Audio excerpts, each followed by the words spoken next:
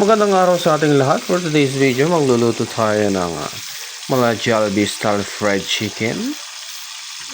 Una sa lahat, ilagay na natin ang mga nahiwang manok sa container. Next is budburan na natin ng pamintang pino. Sunod naman ay asin, patis, at Knorr liquid seasoning. Lagyan mo rin ng paprika. And syempre ang ating evaporated milk. Ibabad muna natin yan at least for 2 hours. Then sa pagcoating ng manok, dapat lahat ng singit-singit niyan ay lagyan mo ng harina.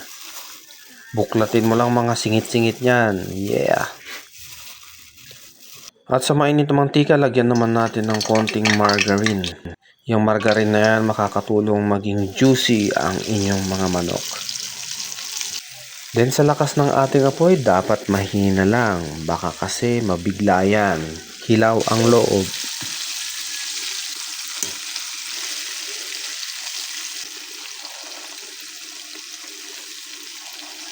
Alright, so tikman natin to mamaya-maya.